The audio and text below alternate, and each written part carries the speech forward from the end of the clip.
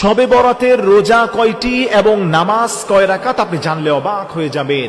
অনেকে আমাদের কাছে হর হামেশা প্রশ্ন করেন, হুজুর শবে বরাতের নামাজ কয় রাকাত এবং রোজা কয়টি, এই বিষয়ে আমাদেরকে অবহিত করবেন। অনেকে বলছে হুজুর 3টি রোজা রাখতে হবে, অনেকে বলছে হুজুর নামাজ 10 রাকাত পড়তে হবে, অমুক অমুক সূরা দিয়ে পড়তে হবে।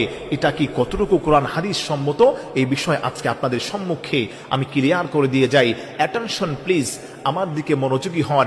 আমি আবারও রিপিট করছি, শবে বরাতে কয় রাকাত নামাজ পড়তে হয় এবং কতদিন রোজা রাখতে হয়, এই বিষয়টা ক্লিয়ার করার চেষ্টা করব। আমার প্রিয় ভাইয়েরা, আমার প্রিয় মা বোনেরা, আপনি মনে রাখবেন, লা ইউকাল্লিফুল্লাহু নাফসান ইল্লা উসআহা। আল্লাহ রাব্বুল আলামিন পবিত্র কোরআনুল কারীমের সূরাতুল বাকারার শেষ অংশে আল্লাহ বলে দিয়েছেন, আমি মানুষদের কাছে এমন কোনো কিছু চাপায় দেই না যেটা তার জন্য কষ্টকর হয়ে যায়। আল্লাহু আকবার পড়েন। এজন্য আল্লাহ রাব্বুল আলামিন লাইলাতুন নিসফি মিন শাবান, শবে বরাতটাকে আল্লাহ রাব্বুল আলামিন মুমিনদের জন্য একটা চমৎকার উপহার স্বরূপ আল্লাহ পাক নাজিল করেছেন। আর এই শবে বরাতে আল্লাহ রাব্বুল আলামিন সমস্ত মানুষদেরকে আমভাবে ক্ষমা করে দেন। আল্লাহু আকবার পড়েন। তবে আমাদের জানার বিষয় হলো, অনেকেই বিভ্রান্তির মধ্যে থাকেন, হুজুর কতগুলো রোজা রাখতে হবে, কত রাকাত নামাজ পড়তে হবে।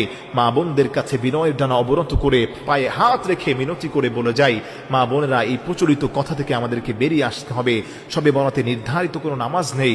আপনাকে 10 ওয়াক্ত পড়তে হবে, আপনাকে 10 রাকাত পড়তে হবে, 20 রাকাত পড়তে হবে, 30 রাকাত পড়তে হবে, পুরো কোরআন খতম দিতে হবে, 10 দিন রোজা রাখতে হবে, 4 দিন রোজা রাখতে হবে, এরকম কোন সংখ্যা নির্ধারণ করে শবে বরাত উপলক্ষে হাদিসের কোথাও বলা হয়নি, সাহাবায়ে কেরামের কোনো বর্ণনা থেকে পাওয়া যায় না। এজন্য মা বোনেরা যারা আছেন, এখানে সহজ একটি সিস্টেম ইসলাম আমাদেরকে শিক্ষা দিয়েছেন। ইসলাম বলছে, শবে বরাত উপলক্ষে তুমি যত রাকাত নামাজ পড়ো, অত রাকাত নামাজ পড়ার চেষ্টা করো। আপনি কি করলেন, ঈশান নামাজ জামাতে পড়ার পরে আপনি সুন্দরভাবে 2 রাকাত করে করে 10 রাকাত নামাজ পড়লেন, আবার একটু রেস্ট নিলেন, আবারও 10 রাকাত পড়ার চেষ্টা করলেন।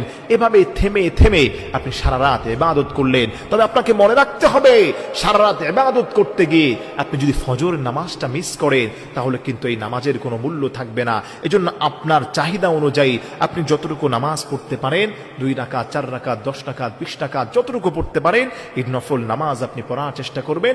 রাকাত ইসলামে নির্ধারণ করেন যতটুকু আপনার শরীরের মধ্যে কুলায়। 2 নম্বর হচ্ছে রোজার ক্ষেত্রে আপনি, এটা হচ্ছে শাবান মাস, আর নবী পাক সাল্লাল্লাহু আলাইহি ওয়াসাল্লাম হাদিসের পরিভাষায় পাওয়া যায়, রমজান মাসের পরে সবথেকে বেশি রোজা আল্লাহর হাবিব সাল্লাল্লাহু আলাইহি ওয়াসাল্লাম শাবান মাসে রেখেছেন। একদিন পরপর হাদিসের মধ্যে আসে তিনি রোজা রেখেছেন, অথবা লাগাতার তিনি রোজা রেখেছেন। এই ব্যাখ্যা বিশ্লেষণগুলো হাদিসের মধ্যে পাওয়া যায়। এজন্য মা বোনেরা যারা আছেন, আমরা বেশি বেশি করে এই শাবান মাস উপলক্ষে আমরা রোজা রাখার চেষ্টা করি।